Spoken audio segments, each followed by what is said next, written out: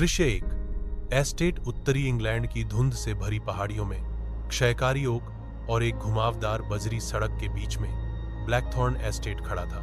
एक जर्जर हवेली जिसमें आईवी से भरी दीवारें और टूटी हुई खिड़कियां थीं, उसे लंबे समय से छोड़ दिया गया था, सिवाय तीसरी मंजिल पर स्थित एक खिड़की के, जहां पड़ोसियों ने कसम खाई थी कि वे हर रात मोमबत्ती की लौ टिमटिमाते हुए देखते थे। दृश्य 2।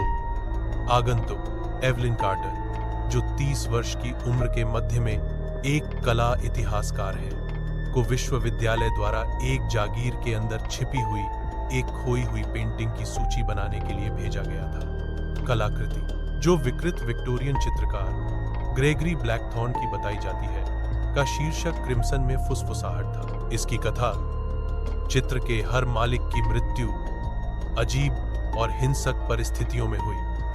दृश्य 3। खोज के अंदर हर सतह पर धूल जमी हुई थी और सड़न की दुर्गंध हवा में चिपकी हुई थी।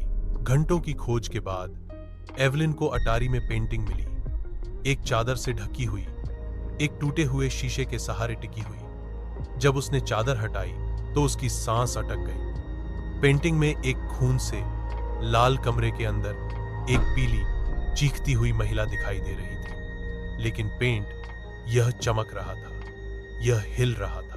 दृश्य 4। पहली रात वह इसे दस्तावेजित करने के लिए रात भर रुकी। उस रात उसने धीमी फुसफुसाहट सुनी, बाहर से नहीं, दीवारों से, पेंटिंग से।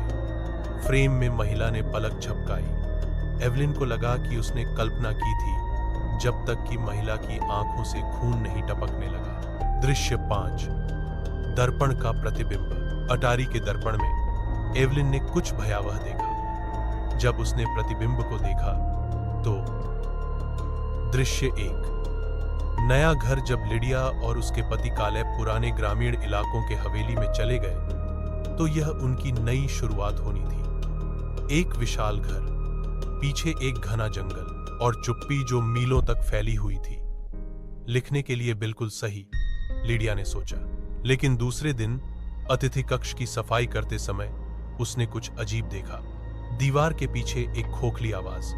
दृश्य 2। दीवार के पीछे फुसफुसाहट। रात में लिडिया सो नहीं सकी। उस दीवार से हल्की फुसफुसाहटें आ रही थी। मत देखो, मत सुनो, यह फुसफुसाया, जैसे हवा, लेकिन बहुत जानबूझकर। कालेब ने कहा कि यह पुरानी पाइपें थीं, लेकिन लिडिया बेहतर जानती थी।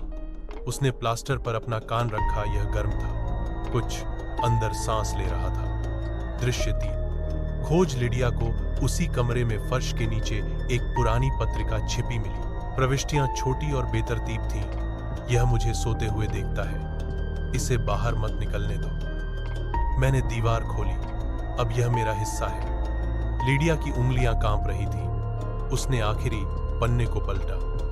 खून का एक धब्बा और शब्द, इसे वापस सील कर दो या यह तुम्हारा चेहरा ले जाएगा। दृश्य 4। रात का आतंक।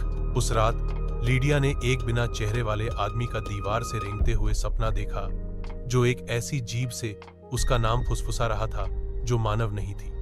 वह चीखते हुए उठी, पसीने से तर। कालेब चला गया था। उसके बगल की चादरें ठंडी थीं। दृश्य 5।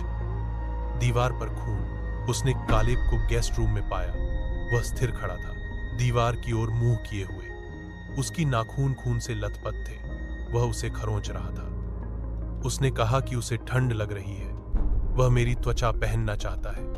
कालेब ने फुसफुसाते हुए कहा, इससे पहले कि वह गिर पड़े।